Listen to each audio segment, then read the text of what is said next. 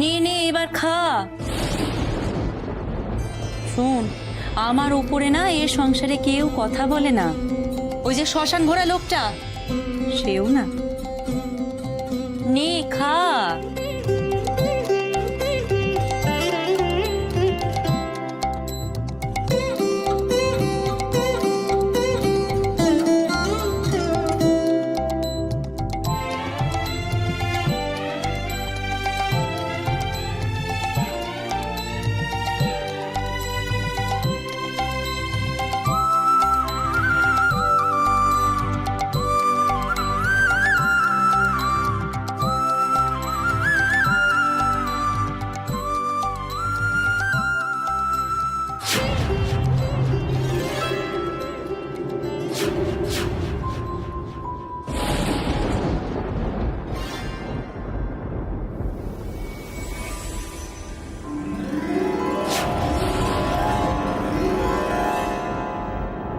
কি এই খাবার তো ফুরোচ্ছেই না, আর কত খাবো?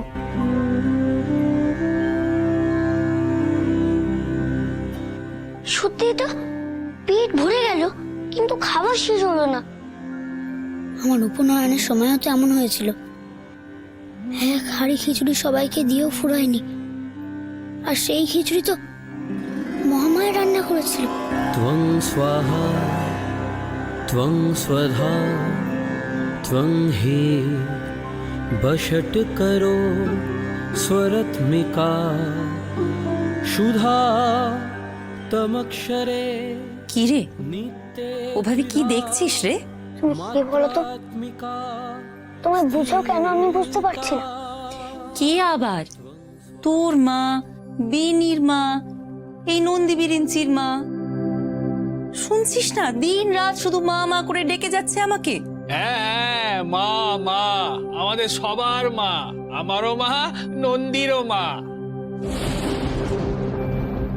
তুমি সবার মা, এই কেমন কথা হলো? এই দুটো বড় বড় ছেলে, তুমি তাদের আবার মা হতে পারোনি।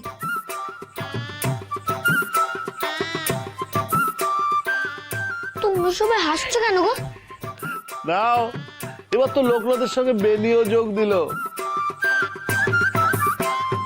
এবার দুজনের প্রশ্নমান সামলাও। নে নে এবার তোরা খা তো। না না মা, এ কিন্তু ভারী অন্যায় হচ্ছে মা, ভারী অন্যায়। কেন রে, এর মধ্যে তুই আবার অন্যায় কি দেখলি? হ্যাঁ, দেখছি তো, খাবারের ভাগ নেবে ওরা, মায়েরও ভাগ নেবে ওরা। ওটি হবে না কো, এই মা শুধু আমাদের আমাদের। এ আবার কেমন কথা গো? মা কালী যেমন সবার হয়, মা অন্নপূর্ণা যেমন সবার হয়, তেমনি তোমাদের মাও না হয় সবার মা হলো, তাতে এত রাগে কি আছে? নে এবার কি বলবি বল। এই ছেলে কিন্তু সার কথা বুঝেছে। মা সবার হয়। তোমার এই শিষ্যটিকে বেশ গড়েছো। এখনো অনেক গড়া বাকি, তাই তো ওদের নিয়ে সাধনার পথে বেরিয়েছে। ভাগ্যিস বেরিয়েছিলাম, নইলে মায়ের এমন সংসারটি তো চোখে পড়তো না। বেশ বলেছো বাবা সন্ন্যাসী, মায়ের সংসার। আচ্ছা, এত বড় সংসার দিলুম, তাও কেমন খোটা দেয় দেখো। হ্যাঁ, ভারী সংসার দিয়েছেন উনি আমাকে। এই তো সংসারে সব ছিঁড়ি। নাও নাও এবার সব খাও তো তোমরা, খেয়ে আমাকে উদ্ধার করো। কতক্ষণ আর ভালো লাগে এইসব রান্না বান্না হাঁড়ি কুড়ি নিয়ে বসে থাকতে? তোরা বসে আছিস কেন? খা না।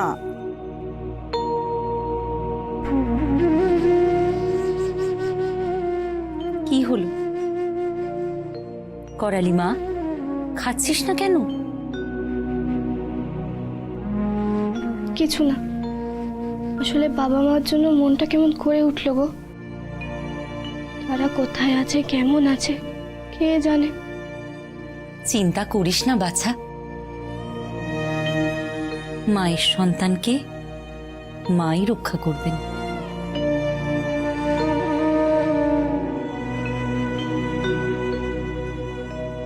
বলি শুনছেন, আমার রান্না বান্না সব হয়ে গেছে বুঝেছেন, চলুন খাবেন চলুন। কি হলো আপনার? শরীরটা ভালো লাগছে না গৌরী, তাই ভাবলাম একটু শুয়ে পড়ি। উমা, সে কি আপনার শরীর খারাপ লাগছে? তো শরীরের বা কি দোষ বলুন তো?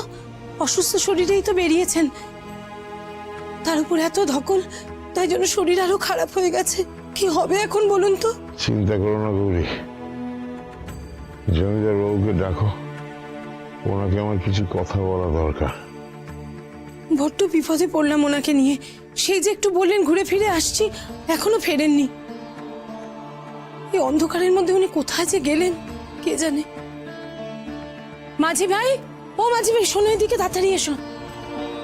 বলছে কি, তুমি একটুখানি যাও তো জমিদার বাবুর খোঁজ করো, দেখো তো উনি কোথায় গেলেন। আর যদি দেখতে পাও না, সঙ্গে করে নিয়ে আসবে। বলো যে আমার স্বামীর শরীরটা বড্ড খারাপ লাগছে। যাও যাও, শিগগিরই যাও। ওই তো জমিদার বাবু এসে গেছেন মা। কি কি হচ্ছে আপনার? আরে বলবেন না, ওনার শরীরটা খুব খারাপ লাগছে, তাই জন্য উনি শুয়ে পড়েছেন এভাবে। শরীর আমার আর ঠিক হবে না জমিদার বাবু, আমি বুঝতে পেরেছি সময় আমার ঘনিয়ে আসছে। এ কি অলক্ষণে কথা বলছেন আপনি? দয়া করুন এই সমস্ত কথা একদম বলবেন না। আর যে কোনো উপায় নেই গৌরী। জমিদারবাবু, আপনি আমার মেয়ে বা লোকনাথের দেখা পেলেন কিনা একটু বলুন। ওদের না দেখলে তো আমি মরেও শান্তি পাবো না। মরার কথা আপনি মুখেও আনবেন না। দেখি এ কি, ওনার তো ধুম জ্বর। ছি ছি ছি ছি ছি, আমার লোকজনের আপনাকে আঘাত করেছিল বলে এই অবস্থা হয়েছে, আর এই ক্ষতগুলো একেবারে বিষিয়ে গেছে। ছি ছি ছি ছি ছি, কত বড় পাপ করেছি আমি, কি করে এত বড় পাপ করতে পারলাম? আফসোস করবেন না জমিদারবাবু, আপনি আপনার পাপের প্রায়শ্চিত্ত অনেক করেছেন, এখনো করে যাচ্ছেন। আর আমি সারা জীবনে যা পাপ করেছি তার শাস্তি মা আমাকে দিচ্ছেন। কিন্তু ভবানীবাবু, এই অবস্থায় আপনার বেরোনো উচিত হয়নি। এই জঙ্গলের মধ্যে এখন আমরা কবরেজ বা ওষুধ কোথা থেকে পাবো? আপনি মানুষটাকে বাঁচান জমিদার বাবু, যেমন করে হোক ওনার প্রাণ রক্ষা করুন।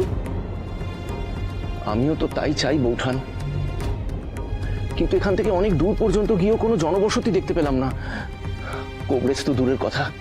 বৌঠান, আপনি একটা কাজ করুন, আমাকে একটু গরম জল করে দিন, আমি ওনার কাটা জায়গাগুলো ধুয়ে দিই, তাতে হয়তো একটু বিষ কমবে। তাড়াতাড়ি করুন। ঠিক বলেছেন, আনছি।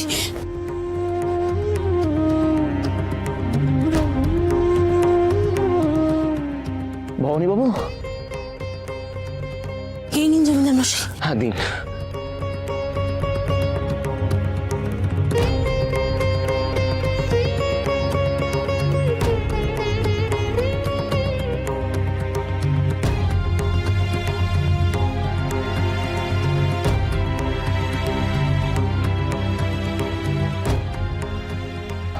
বৌঠান, একটু সাহায্য করুন।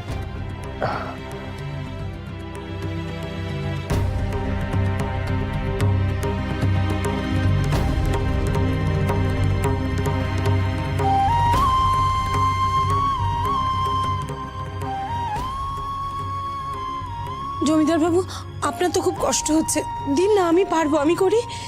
না বৌঠান, এই আঘাত আমার জন্য হয়েছে, এইটুকু সেবা আমাকে করতে দিন। ইস, আপনি একজন জমিদার হয়ে যেভাবে ওনার সেবা করছেন, এতে আমার বড্ড লজ্জা করছে, আমাদের খুব ভাব বাড়ছে। কেন এত উতলা হচ্ছেন বৌঠান? এখন আমি আপনাদের সহযাত্রী মাত্র, আমি কোনো জমিদার নই। আমার ভাই এখন জমিদার। আর ভবানীবাবুর আজ যা হয়েছে, যে অবস্থায় আছে, তার জন্য সম্পূর্ণভাবে আমি দায়ী, শুধু আমি।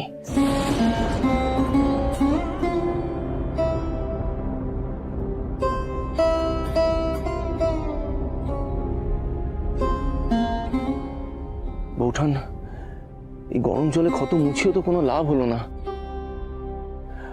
আরো দুর্বল হয়ে পড়ছেন উনি। জ্বর তো কমছে না জমিদার মশাই। মাগো তুমি রক্ষা করো, পথ ঘাটে তুমি কোন বিপদে ফেললে আমাদের, কোন বিপদে ফেললে। মাঝি, নৌকো ছাড়তে হবে, এক্ষুনি ওনাকে নিয়ে বড় কোবরেজের কাছে যেতে হবে। চলুন। ঝড় থামলেও আকাশে এখনো ঘন কালো মেঘ রয়েছে জমিদার বাবু।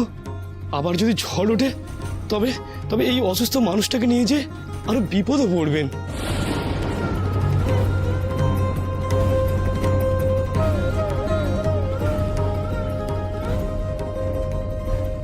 নারী বড় দুর্বল, এই অবস্থা এখানে বসে থাকলে আরো বিপদ বাড়বে।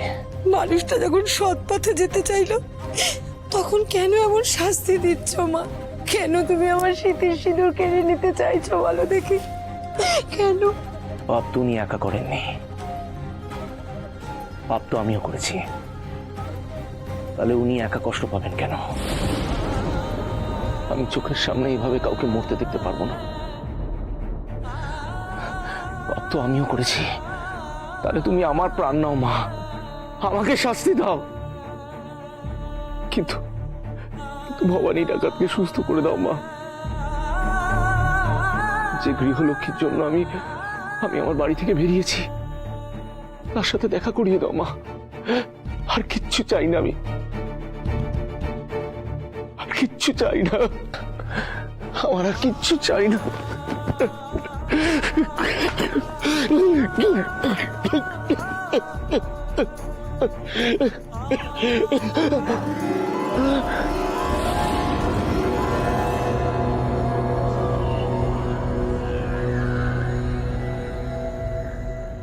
কেন এভাবে নিজেকে আঘাত করছো বাবা? কি হয়েছে? কে মা? আপনি আপনি কে? আমি একজন সাধারণ গেরস্ত বউ বাবা। যাচ্ছিলাম নিজের বাড়ির পথে, তা এখানে দেখি একটা মানুষ এরকম অসুস্থ হয়ে পড়ে আছে। আর তুমিও দেখি বাবা মাথা ঠুকছো, বউটাও তো কেঁদে কেঁদে সারা হচ্ছে। এমন অবস্থায় আমি মুখ ফিরিয়ে কি করে যাই বলো দেখি বাবা? আপনার বাড়ি এখানে, কিন্তু আমি তো এতক্ষণ ধরে এই জঙ্গলের চারিদিকে ঘুরে এলাম, কোথাও তো কোনো জনমানব খুঁজে পেলাম না। আপনি এখানে কোথা থেকে এলেন? আছে আছে, সব আছে।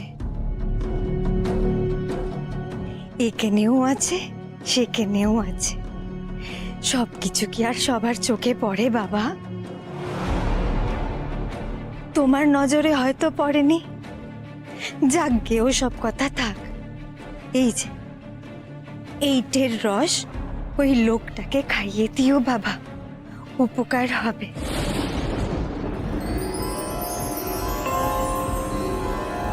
এ তো বাবার পুজোর জিনিস। আমি তো বাবার মন্দির থেকেই আসছি বাবা। কাল তো বাবার পুজো, তাই মন্দিরে অনেক ভিড়, অনেক লোকজন, তাই আমি আগেই পুজো দিয়ে এলাম গো। আমি যা বললাম তাই করো দেখি বাবা। এবার আমি আসি গো, আসি।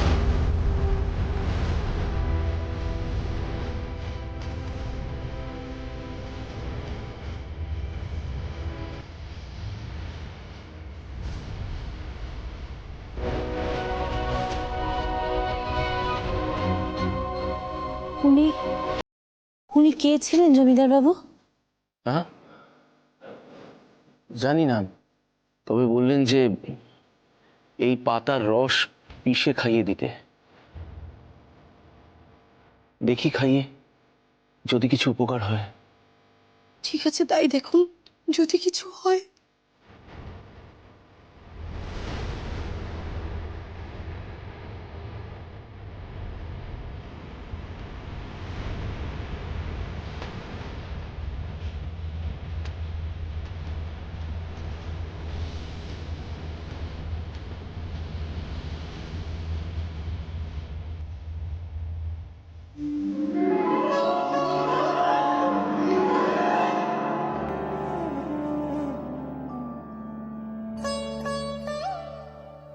ভবানী বাবু, এখন কেমন লাগছে?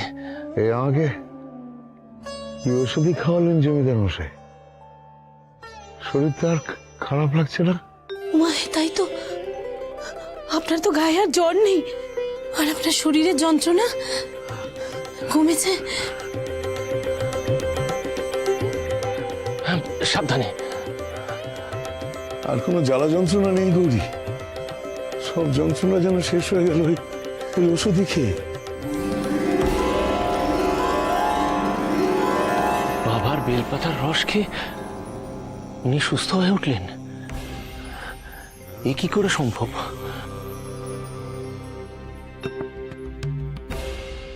উনি বললেন কাল বাবার পুজো। বৌঠান, কাল কিসের পুজো আপনি জানেন? বাবার পুজো? তার মানে তো কাল শিবরাত্রি। তার মানে বাবা আমার ডাক শুনেছেন। আমি শিব ভক্ত, তাই বাবা আজ আমাকে পাপ মুক্ত করলেন।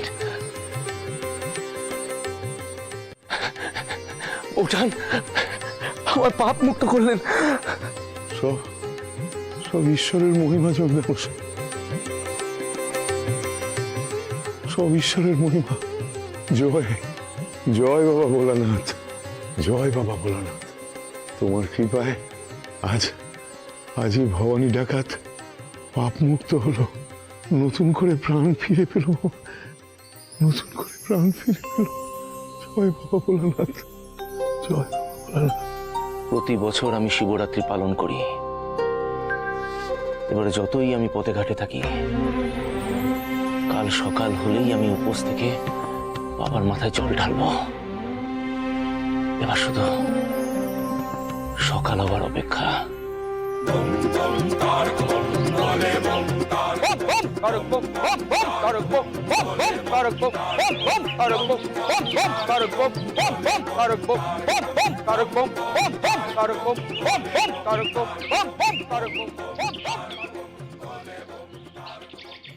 এত ভোরে কে আবার বাবার নাম নিচ্ছে? দেখি তো।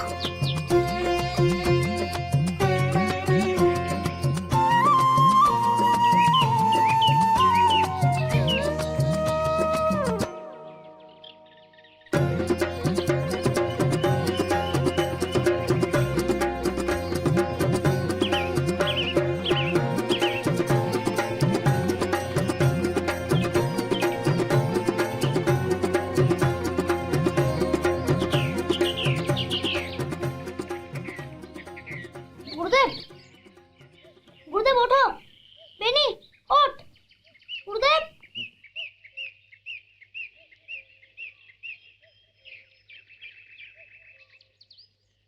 কাল রাতে এখানে আসার সময় তোমরা কোনো জনবসতি দেখেছিলে? কই না তো, এ তো একেবারে জনশূন্য জায়গা মনে হচ্ছিল। এই কুটিরটা ছাড়া তো কিছু ছিল না। কেন, তাতে কি হয়েছে নাকি? আমিও জানলার কাছে গিয়ে দেখি দলে দলে কত লোক বাবার নাম নিতে নিতে জল নিয়ে কোথায় যেন চলেছে। এত লোক এখানে এলো কোত্থেকে গুরুদেব? ও, এই কথা। ওরে আজ তো শিবের পুজো রে, শিবরাত্রি। দেখে যা, এই কাছাকাছি কোনো গ্রামের লোকজন জল নিয়ে যাচ্ছে বাবার মাথায় ঢালতে, আশেপাশে কোনো মন্দিরে। তাই তো, আজকে তো শিবরাত্রি। গুরুদেব, আমিও বাবা মহাদেবের মাথায় জল ঢালবো, তাকে পুজো করব।